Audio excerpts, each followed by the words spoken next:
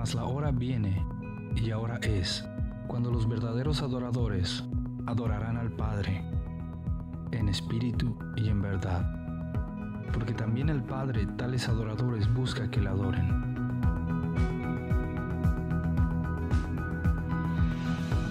La adoración verdadera parte de una actitud sincera del corazón, que reconoce quién es Dios y quiénes somos delante de Él.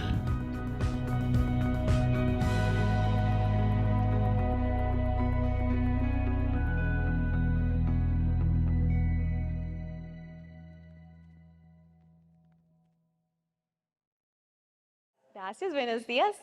Siempre es un placer y una bendición poder venir aquí y estar con ustedes y compartir un ratito, aunque sean 5 minutos. Recordamos que la semillita es una dinámica que estamos haciendo ya hasta el segundo año, creo, que son 5 minutos de una reflexión y algo que nosotros podemos ir trabajando en nuestras vidas y algo más práctico que podemos aplicar diariamente. Entonces, este año, hermanos, nosotros iniciamos. ¿Quién se acuerda cuál es la temática de las semillas para ahorita? Los hábitos del cristiano, ¿verdad? Ahí dice hábitos. Entonces, estamos viendo los hábitos del cristiano. La primera semillita vimos qué era un hábito y por qué es importante y cuáles eran. Y después hemos ido desarrollando uno por uno. ¿Quién me puede decir cuáles hábitos ya hemos visto? Congregarnos, muy bien. Dar, dicen por allá. Leer la Biblia, exactamente. Solo hemos visto esos 3 por ahorita. Y hoy, hermanos, vamos a ver otro que es sumamente fundamental. Yo nombré esta semillita hablándole al Dios que escucha. Entonces, hermanos, vamos a ver qué es la oración. En los términos más sencillos posibles, orar es hablar con Dios. Es una conversación entre nosotros y Dios. Sin embargo, como un autor cristiano dijo, y está ahí en la pantallita, orar no es simplemente hablar con Dios, sino responder a aquel que ha iniciado la conversación con nosotros. Él ha hablado primero. Él está hablando primero. Esta no es una conversación que nosotros comenzamos, sino una relación en la que nosotros hemos sido atraídos. Hermanos, su voz es la que rompe el silencio. Pero, hermanos, ¿cuál entonces sería el propósito de la oración? Dios es un Dios omnipotente, omnipresente, Él lo sabe todo. Dios sabe lo que voy a orar antes de hacerlo. Él conoce mi corazón mejor que yo. Él conoce mis necesidades, mis sueños, mis deseos, mis miedos y las áreas en donde más lo necesito. Entonces, ¿por qué oramos? No es, hermanos, no oramos para obtener algo de Dios. No es porque obtengamos algo de Dios, sino porque obtenemos a Dios. John Piper escribió una vez: no está mal querer y pedir los dones de Dios. La mayoría de las oraciones en la Biblia son por los dones de Dios. Pero, en última instancia, todo don debe ser deseado porque nos muestra y nos trae más a Él. Hermanos, en términos más simples, el propósito de nuestras oraciones es que experimentemos más de Dios. En cada petición, cada expresión, pregunta, súplica, confesión y revelación, todo lo que pedimos o declaremos en oración, el objetivo final es conocer a un nivel más profundo a Dios que nos salva, sostiene, redime y nos escucha. Ahora, ¿por qué es importante orar? Porque al orar estamos también obedeciendo la palabra. Porque al orar estamos buscando esa intimidad con Dios. Estamos conociendo más a Dios. No es solamente orar para pedir algo, sino que la importancia de orar debe ser mantenernos cerca de Dios en todo lugar y momento, en nuestro día a día. Por eso, orar, hermanos, debe ser un hábito del cristiano. Ahora, muy rápidamente, ya puntos más prácticos. vamos a ver cómo deben ser nuestras oraciones. Si nosotros leemos la Biblia, a través de la Biblia, en los evangelios y varias partes de la Biblia, como ahí están citados, por si los quieren apuntar, están escritas formas en las que nosotros debemos orar o cómo deben ser nuestras oraciones. Entonces, podemos ver que debemos orar al Padre en el nombre de Jesús. Eso está en Mateo 6. Nuestra oración debe ser una oración sincera. No hay necesidad de usar palabras complicadas o santurronas, ¿verdad? Es una conversación entre Dios y nosotros, algo que nosotros entendamos. Debemos orar en privado, pero también debemos estar constantemente orando. Entonces, en todo lugar, en todo momento, sabemos que le estamos hablando al Dios que escucha. Debemos orar unos por otros, como ahora dijo el pastor. Es muy importante. Y también debemos orar antes de tomar cualquier decisión, como dice Proverbios 16:3, para que Él nos guíe a toda la verdad. Entonces, hermanos, para resumir esta semillita, les dejo este versículo en 1 de Juan 5, 14, 15. Esta es la confianza que tenemos al acercarnos a Dios, que si pedimos cualquier cosa conforme a su voluntad, Él nos oye. Y si sabemos que Dios nos oye todas nuestras oraciones, podemos estar seguros de que ya tenemos lo que le hemos pedido. Entonces, muchas gracias, hermanos, por este espacio. Los dejo con Giso otra vez. Muy bien, hermanos, vamos a compartir, a seguir el tema que nos ha ocupado durante estas semanas. Y el tema que hemos trabajado es sobre esta serie, el camino del siervo de Dios. Esta es la parte 3. Yo espero que ustedes se acuerden de todo lo que hemos compartido. Y empezamos desde la tentación y vamos a ir hasta la resurrección. Ya vimos la tentación de Jesús. ¿Cuántos se acuerdan? Sí, vimos también la parte de lo que significaba la cena del Señor y la Santa Cena y cómo la cena en ese aposento alto tuvo tantas situaciones. Bueno, hoy vamos a ver con respecto al camino del siervo de Dios desde la tentación hasta la resurrección, y nos corresponde hoy ver los grandes eventos de Cristo en la cruz. Hay eventos que se dieron, hermanos, que son trascendentales, pero siguiendo el camino, antes de esto, ¿recuerdan cuando Jesús sale de la tentación y es llevado a su pueblo, verdad? Y en su pueblo es menospreciado, en su pueblo es rechazado. Este es un evento que nosotros lo podemos ver siguiendo la lectura de Mateo. Dentro de esta lectura también nos encontramos con un Jesús que ya le ha dicho a sus discípulos que va de regreso otra vez. Dice, yo voy a volver a ir a este lugar, y les dice directamente, ahí voy a ser maltratado, voy a ser crucificado. Los apóstoles le dicen que no. Pero en este recorrido que Jesús hace en estos días, y quiero que me acompañen por favor ahí en Juan en el capítulo 12, Juan capítulo 12, verso 3, del 1 al 3, porque hay un evento que yo no quiero dejar pasar de esta serie del siervo de Dios en camino 12 del 1 al 3. Y este texto se encuentra y registra lo siguiente.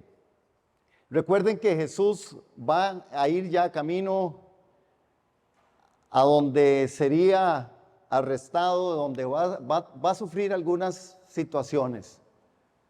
Pero este contexto en donde Jesús es ungido en Betania, ese es un evento que yo lo quise sacar y tomar porque es para mí importante, porque hay una palabra, y a mí me parece que ahí hay un cuadro que es importantísimo que nosotros lo veamos. Seguro ya usted lo vio porque usted es gente inteligente.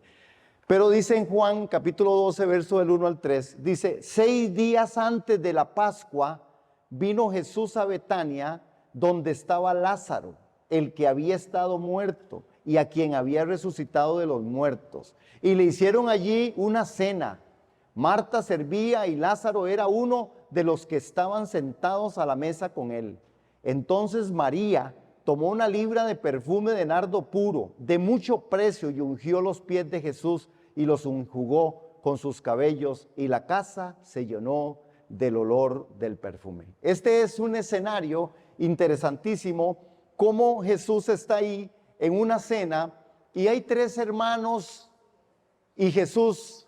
Aquí hay un gran cuadro de la iglesia, hermanos, y cuando yo estaba haciendo la revisión en esto, en el texto, un poquito ahí, ¿verdad? El Espíritu me traía algo que creo que es importante, que es lo que quiero poner como contexto de lo que va a pasarle a Jesús en la cruz del Calvario, que son eventos extraordinarios, que son eventos, aún Jesús ahí en la cruz hay cosas que están aconteciendo, hermanos, que nosotros hoy podemos relatarlas, verlas, ver qué revelación trae el Espíritu en la palabra de esto, pero qué pasó con esta gente que vieron todo eso, hermanos.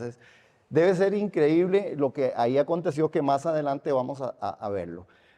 Ahora, antes de ir a esos eventos de la cruz, donde lo sobrenatural tomó un lugar de dimensiones extraordinarias, hermanos.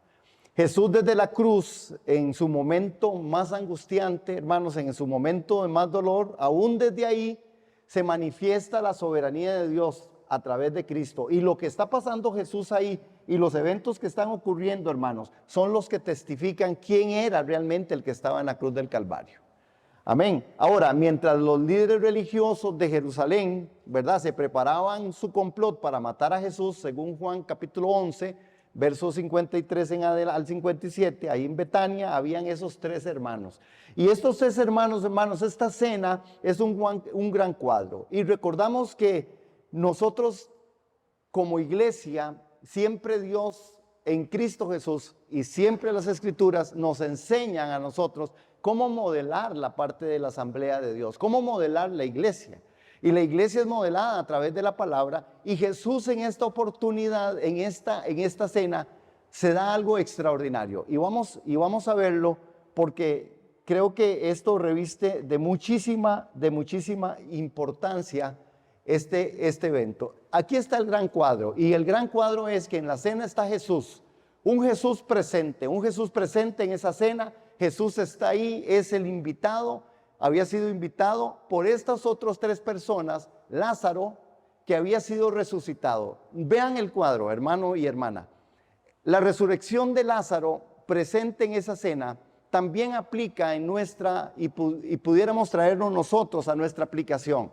Nosotros estábamos muertos en delitos y pecados, mas ahora Él nos resucitó de entre los muertos, amén, a través de la obra expiatoria de la cruz. Igualmente Lázaro está ahí, y en esa cena Jesús está presidiendo ese momento. Es un Jesús presente, es un Lázaro que está ahí, hermanos, presente, que ha salido de la tumba, como nosotros como iglesia hemos salido de la tumba.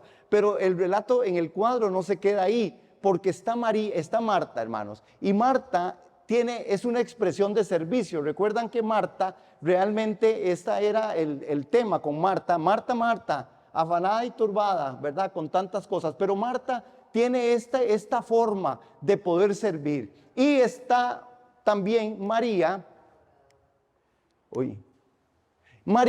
en una adoración y en una entrega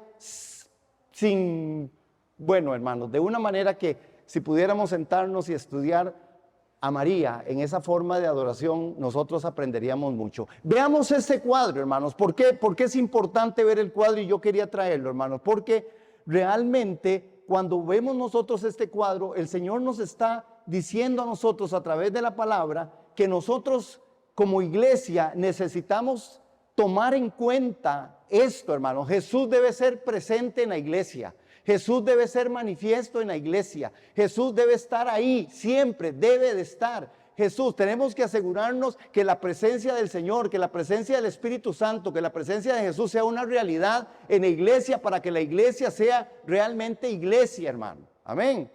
¿Qué más debe ocurrir? Bueno, debe estar aquellos que hemos nacido de nuevo. Los nuevos nacidos, el nuevo nacimiento, los que hemos salido de la muerte a la vida, los que estábamos muertos, dice el apóstol, en delitos y pecados, estábamos muertos, hemos sido resucitados juntamente con Cristo a través de la obra expiatoria, y es necesario que la iglesia esté llena de gente que ha nacido de nuevo, gente que ha pasado de muerte a vida. ¿Cuántos dicen amén a esto? la iglesia también tiene que estar llena de esta expresión de servicio. Y ahí vemos a Marta en este papel preponderante. Marta servía y expresaba de este modo su amor, su gratitud con el Señor. Ahora, no olvidemos que nosotros somos salvos para servir al Señor y a los hermanos. El servicio no debe y no puede y no debería de faltar en iglesia. Nosotros hemos sido salvos para la gloria del Señor, para servir al Señor, pero para servir también a los hermanos. Amén. ¿Qué otra cosa no puede faltar en este gran cuadro que yo lo veo en la cena en Betania? Una mujer como María, una oración y una entrega, hermanos, que definitivamente María tenía su propia forma de manifestar su amor y devoción al Maestro. Ella lo iba a hacer entregando aquello que tenía lo de más valor y lo pone a los pies del Señor. Amén. Y en esto consiste la adoración, en entregarle lo que somos y tenemos para honrar su santo nombre. Ella le entregó lo mejor. Hermanos, el cálculo que se hace del precio de este perfume, que era de mucho valor, y no solamente la exposición de entregarlo todo, de algo con tanto valor, sino la exposición de María ante la crítica, que iba a salir de la misma iglesia, que iba a salir de los mismos, porque el primero que le hace la crítica es Judas. ¿Qué mujer más? ¿Cómo se le ocurre regar ese perfume ahí cuando lo pudimos haber vendido? Dice. Es la primera crítica, y no solo esa la crítica. Esta mujer se expone de una manera tal, porque si bien es cierto, el lavado de los pies a los que llegaban como invitados a la casa, normalmente lo hacían mujeres, pero el soltarse el cabello y postrarse delante del Señor y secar con su cabello, hermanos, esto fue a otro momento. Esto implica una adoración profunda. Y no solamente la adoración en su corazón, en su sinceridad.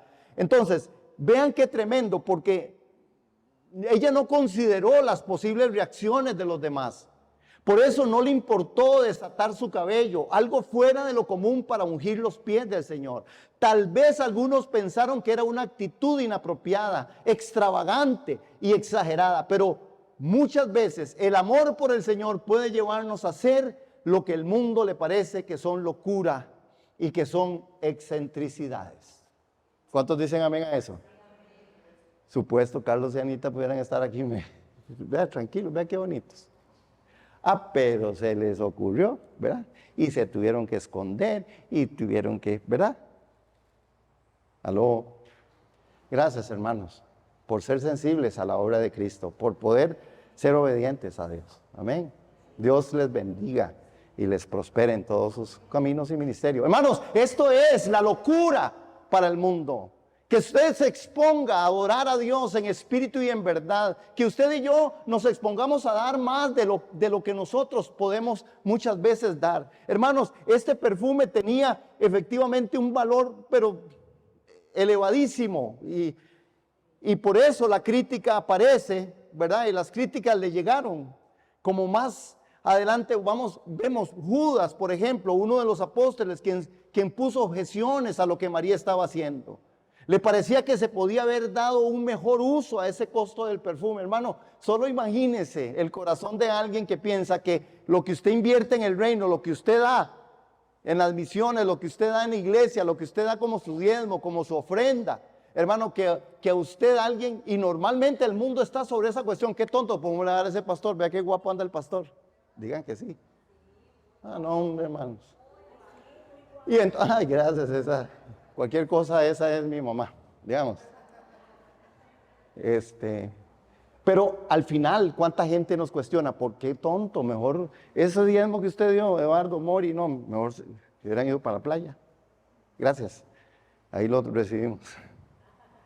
¿Cuántas veces, hermano? ¿Verdad que es cierto? Ahora, vean ese cuadro, y el cuadro, yo no me quiero salir del cuadro porque necesito ir a entrar ahí a la cruz, pero ese gran cuadro es algo que nosotros tenemos que reflexionar. Jesús en esa cena hace que nosotros hoy, y la Escritura nos lleva a ver este cuadro. Recuerden, la iglesia, para ser iglesia, tiene que ser un Jesús presente, resucitados, gente, hombres y mujeres nacidos de nuevo, y los que no hayan nacido de nuevo, que puedan venir a la iglesia, para que en el nombre de Jesús de Nazaret, por la obra de Jesucristo, puedan entrar realmente a un pacto con Dios, a una vida diferente. Amén. Y Marta, la expresión de servicio. Recuerden, hermanos, el servicio es vital en la iglesia. Necesitamos servirle a Dios y servirle al hermano, a la hermana. Recuerdan, la ley fue cumplida en Jesucristo, pero la ley se resumió en amarás al Señor tu Dios con toda tu alma, con toda tu mente, con todo tu cuerpo, con todo tu ser, y al prójimo como a ti mismo. Servicio al Señor. Amén. Y la adoración y una entrega sin límites. ¿Cuántos dicen amén? ¿Verdad que estaba muy lindo ese cuadro? Me gusta. Ahora, hay algunas cosas que pasaron y vamos a ver. Lo número uno que pasa en medio, cuando Jesús está en la cruz del Calvario. Es hermoso, hermanos, poder ver cómo este evento, el primer evento que se da, es el evento de 3 horas de tinieblas y oscuridad. Acompáñenme a Mateo, capítulo 27, por favor. Mateo, capítulo 27 y en el verso 45. Recuerden que estamos llevando a Jesús o estamos estudiando esta parte del siervo de Dios desde la tentación hasta la resurrección. Mateo capítulo 27 y en el verso, vamos a estar en ese capítulo de 27 de Mateo. Y Mateo capítulo 27 dice en el verso 45, inmediatamente, desde el mediodía y hasta las 3 de la tarde hubo tinieblas sobre toda la tierra. Vean qué tremendo, hermanos. ¿Por qué? Esto es una profecía del libro de Amós. El profeta Amós había profetizado con respecto a esto. Amós en capítulo 8, en el verso 9, había hablado con respecto a lo que iba a acontecer. Y las escrituras judías, la oscuridad en las escrituras y para los judíos, la oscuridad implicaba juicio. Para ellos era el juicio. Hermanos, definitivamente algunos han querido tratar de decir, no, fue un eclipse de sol. Difícilmente, primero por la hora horaria. Segundo, el 14 de Nisan, que es donde se coloca históricamente este evento, era luna llena. Es decir, que difícilmente eso pudo ser. Esto estaba profetizado y fue Amós realmente en el capítulo 8, en el verso 9, que ustedes pueden después registrar ahí, y que específicamente lo que relata y lo que dice es que, vamos a ver, aquí lo tengo. No, este no es. No lo tengo ahí en ese cuadrito. Pero bueno, no importa, ahí estamos. En Amós, el profeta Amós le dijo esto a Israel. Le dijo esto a Israel. Cuando llegue ese día, haré que el sol se ponga a mediodía. Ve qué exactitud, hermano.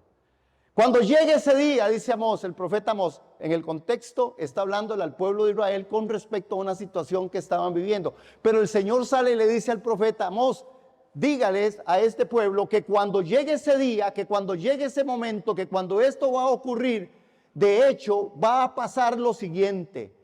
Va a venir un momento en donde ese día llega, yo haré que el sol se ponga a mediodía.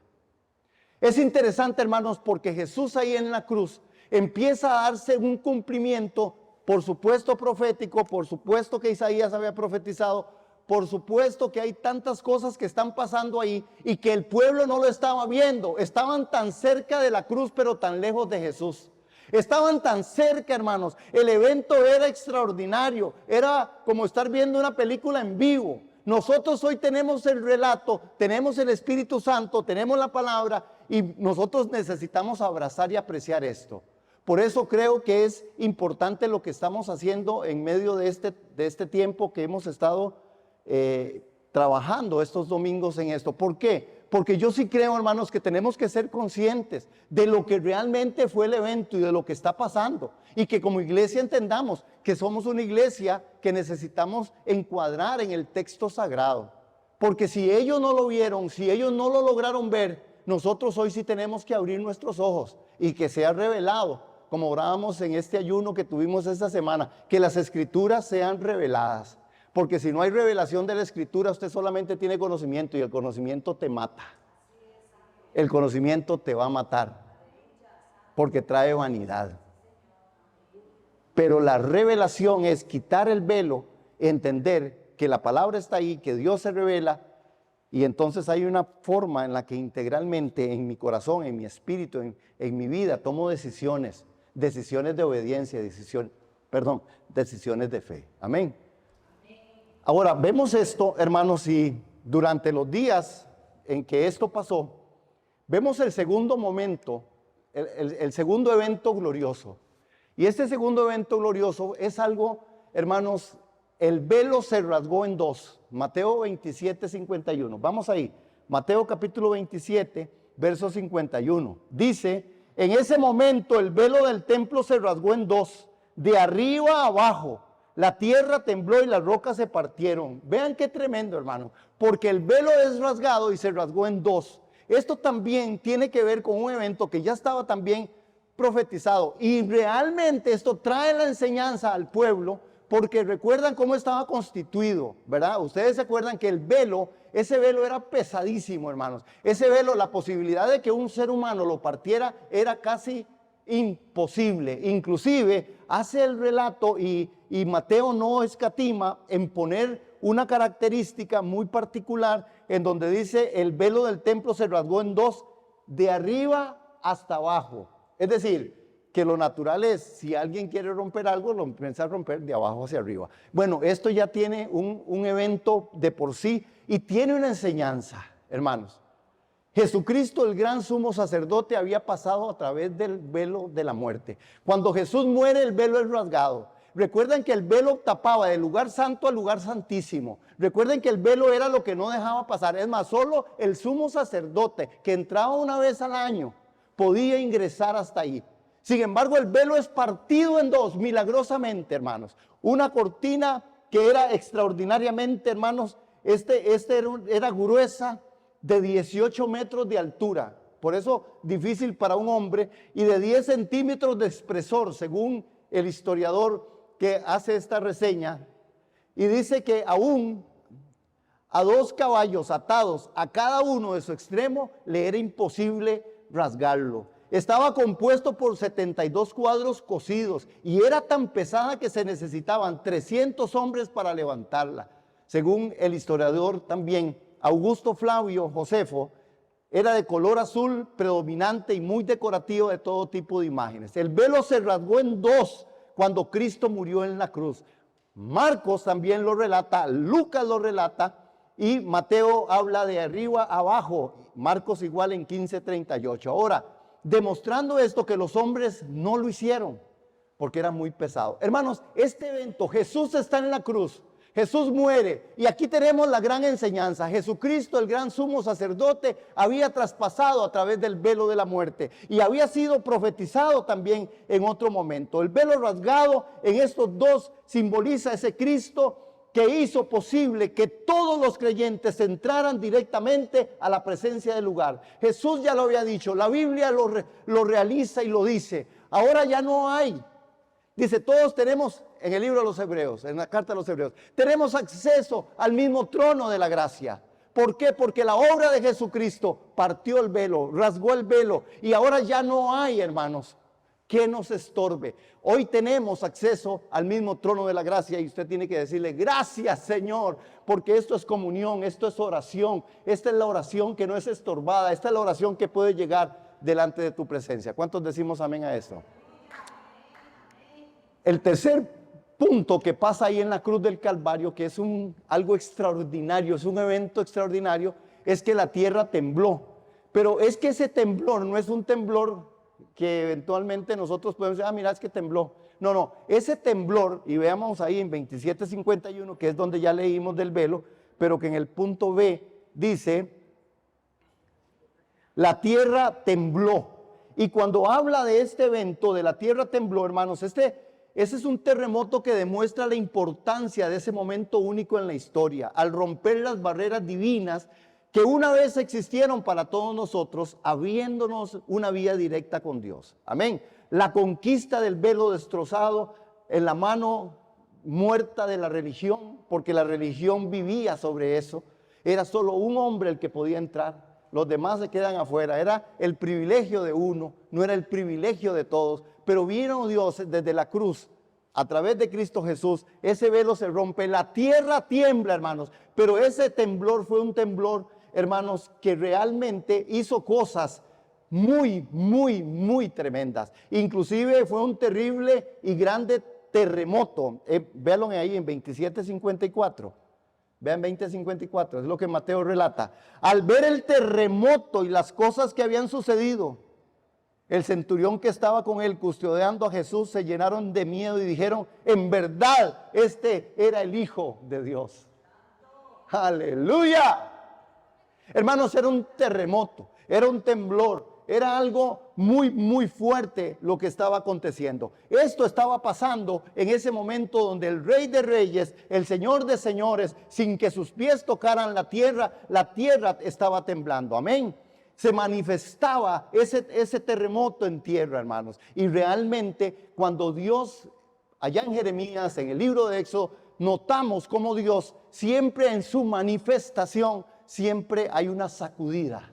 Siempre la tierra tiene que girar, temblar. Casi siempre cuando vemos, y nosotros ahorita no lo vamos a tomar en el tiempo, pero en Éxodo 19, en Segunda de Samuel, en Primera de Reyes, en Isaías 29:6, Jeremías 10:10, todos estos hablan de ese evento extraordinario cuando Dios habla, cuando Dios viene, cuando su presencia es en medio de nosotros. La tierra tembló. Y también ahí mismo, en ese mismo capítulo dice algo, y las rocas se partieron, hermanos. Es que una cosa es que usted una piedra se le mueva y otra es que se parta.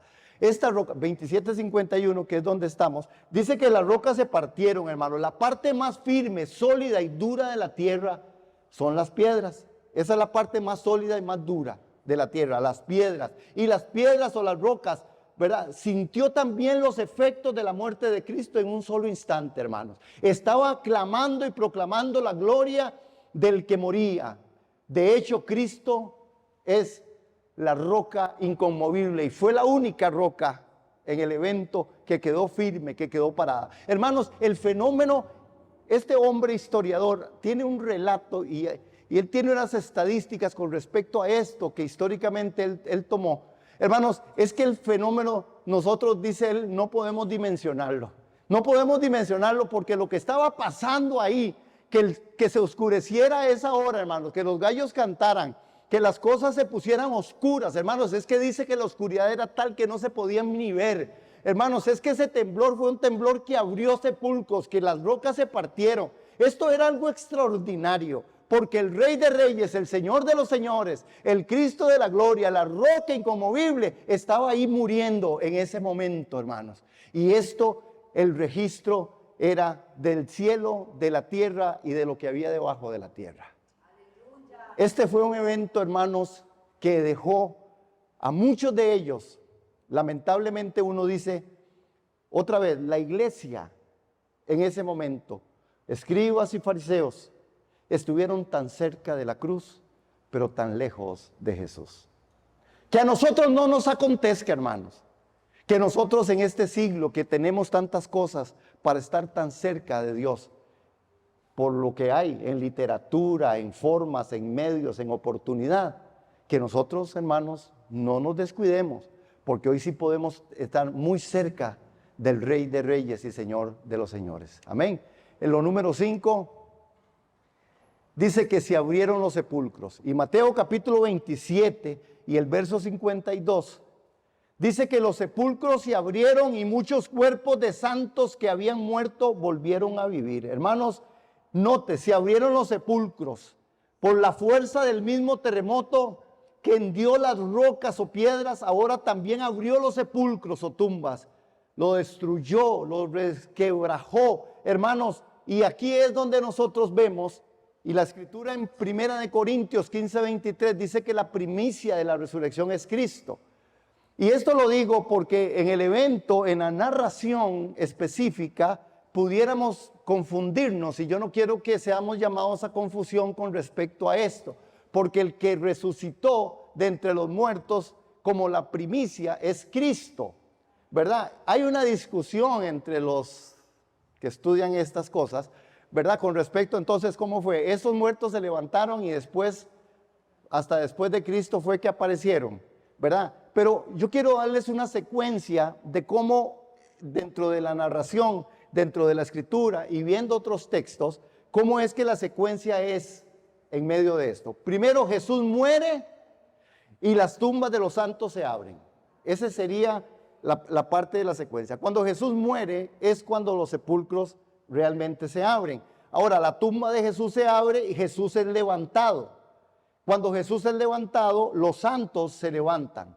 Y después dice que hay apariciones de los testigos oculares y del mismo Cristo. Esta es como la secuencia. ¿Qué es lo que Mateo hace? Mateo lo que hace es decir, bueno, tembló y un terremoto, y vino el terremoto, las piedras se quebraron y los sepulcros se abrieron y los muertos salieron. Pero la secuencia en el estudio, ya cuando uno lo estudia un poquito más aquí en forma, ¿verdad? Y usa otros recursos de interpretación, uno puede ver que esa es la secuencia. ¿Por qué es importante esto? Bueno, hermanos, porque se debe de preservar el lugar de Jesús como la verdadera primicia. Amén. De la resurrección y en lugar de otros santos que le precedieron. Ahora, cuando habla de los santos que estaban ahí, posiblemente fueron gente que siguieron a Jesús y murieron en ese tiempo. No eran cuerpos calcinados del antiguo, allá del año 40. No, eran santos que posiblemente murieron para ese tiempo cuando Jesús estuvo ahí y que muchos le seguían. Para la gente de Israel estos eran santos. Número 6, Señor, parece el reloj. Número 6, muchos santos se levantaron. Y yo quiero que vayamos a 52 y 53 de capítulo 27. Amén. ¿Estamos aquí, hermanos? Nos está dejando algo la Biblia, ¿verdad? Yo creo que sí, la palabra es verdad y nos atiende y nos compacta y nos coordina con Dios en medio de sus hechos y eventos. Dice, los sepulcros se abrieron y muchos cuerpos de santos que ya habían muerto volvieron a vivir. Después de la resurrección de Jesús, ¿vieron eso?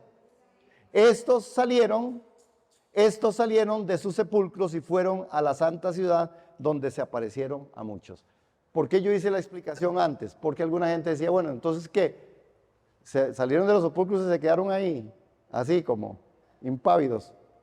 No, es la forma de la secuencia. Pero ya aquí Mateo viene y dice que realmente después los sepulcros se abrieron y muchos cuerpos de santos que ya habían muerto volvieron a vivir. Después de la resurrección de Jesús, estos salieron a sus ciudades donde se le aparecieron a muchos. Amén, hermanos. Entonces, es importante. ¿Por qué es tan importante esto, hermanos? Porque al final, cuando Jesús está en la cruz, vean estos eventos extraordinarios, hermanos. Usted sabe lo que es poder llegar y decir, y que usted pueda venir por allá y que diga usted, mira, hola, don Gerardo, no es que usted se haya muerto, pero Jesús me resucitó. Vea usted. Y doña Vivian ya tiene hasta otro hombre y novio y todo. No, mentira.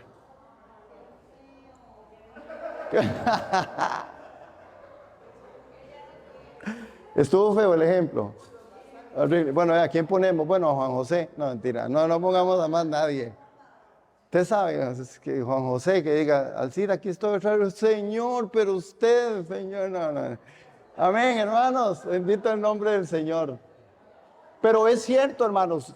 Esto, se le aparecieron a sus familiares. Se aparecieron ahí, hermanos. Usted sabe lo que, oye, pero usted estaba muerto. Sí, a la muerte de Cristo, a la muerte del Rey de Reyes, del Señor de los Señores, el Señor abrió la tumba y me sacó y ahora estoy resucitado. Como Lázaro pudo haber dicho también, yo he sido resucitado de entre los muertos. Amén, hermanos. Aleluya. Ese es nuestro Dios. Hermanos, realmente lo cierto es que cuando Cristo resucitó al tercer día de su muerte, ellos, los santos que salieron de sus sepulcros, entraron a la ciudad y se aparecieron testificando de la resurrección a muchos, no a todos, dice, solo Solo así hicieron hasta después de que Cristo resucitó. Primera de Corintios 15, 20, 23, usted puede ver la forma en la que Pablo relata esto. Ahora, el último. Lo voy a ganar el reloj. Me gusta siempre empezar a tiempo y terminar a tiempo por consideración a todos ustedes y por todos los otros que siempre están aquí mucho antes para preparar todo. Las conversiones milagrosas. 27:54. Vean que al ver el terremoto, estoy en Mateo capítulo 27, verso 54, al ver el terremoto y las cosas que habían sucedido, el centurión y los que estaban con él custodiando a Jesús se llenaron de miedo y dijeron, en verdad, este era el Hijo de Dios. Hermanos, tenemos primero la conversión salvadora del malhechor que estaba en la cruz. Jesús le dijo, hoy estarás conmigo en el paraíso. Amén. Ahí está una de las primeras conversiones de este hombre, del malhechor o del ladrón. De hecho, ¿verdad? Aparece en el término paraíso, que es una palabra antigua, persa, que traduce como jardín y es sinónimo de cielo. Amén. Eso fue lo que Jesús le dijo según Segunda de Corintios, capítulo 12, verso del 2 al 4. Anote usted y después vaya en la tarde a revisar. También tenemos la conversión del centurión. 100 soldados a cargo significa un centurión. Y los que estaban con él custodiando a Jesús y todos dijeron, verdaderamente este era el Hijo de Dios. En el caso específico del centurión, dio gloria a Dios y dijo, verdaderamente este era justo o inocente. El centurión era el encargado de estos soldados. Hermanos, estas conversiones llegaron de tal manera, hermanos, cuando hubo esta declaración. Vean lo que produjo la muerte de Jesús en el momento inmediato. Hermanos, ese momento es un momento de las 3 horas de oscuridad, de ese espacio donde Jesús estuvo en la cruz del Calvario, y podemos registrar estos eventos sobrenaturales. Este es el poder de Dios que trascendía a través y diciendo, este es mi Hijo amado, como las 3 veces.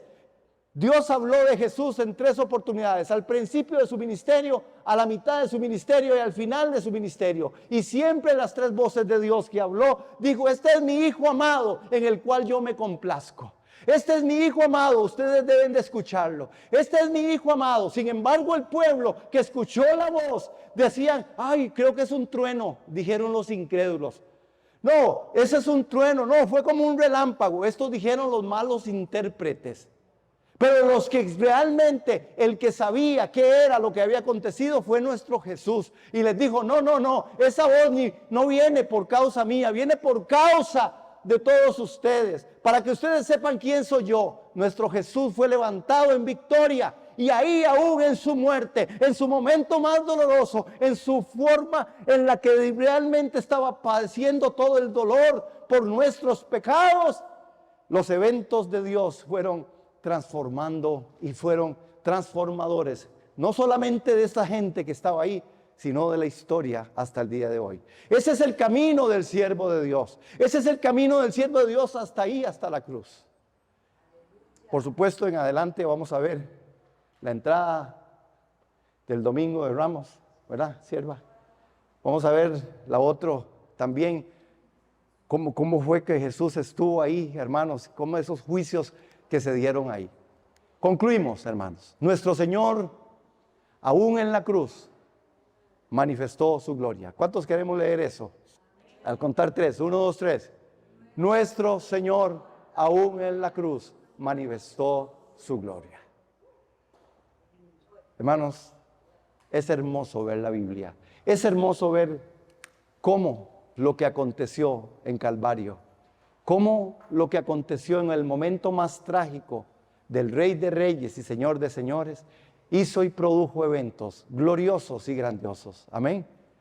Yo les invito a que sigamos orando, que sigamos clamando y que sigamos realmente siguiendo el camino del siervo de Dios, desde la tentación hasta la resurrección. Amén. Señor y Dios, te damos gracias por esto. Gracias por la oportunidad que nos regalas en esta hora de poder compartir tu palabra. Tu palabra es la verdad. Señor, convéncenos, como lo has hecho por tu Espíritu Santo, de justicia, de juicio y de pecado.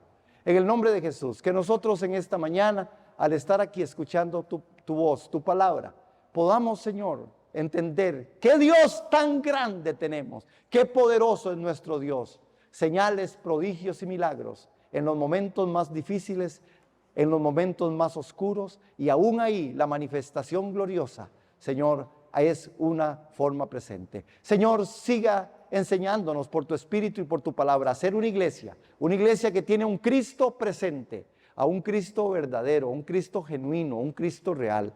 Que sigamos muchos que hemos nacido de nuevo, trasladados por tu gracia y misericordia de la vida a la muerte estando. Que haya muchas Martas sirviendo en medio de la iglesia, y que haya muchas Marías adoradoras en espíritu y en verdad. Padre, te damos la gloria a ti por esto, y te dejamos todo delante de tu presencia. Sea agregado por tu Espíritu Santo y la palabra lo que ha de ser de agregado. Que la paz de Dios, que sobrepasa el entendimiento, gobierne nuestras vidas en Cristo Jesús, Señor nuestro. Amén y amén.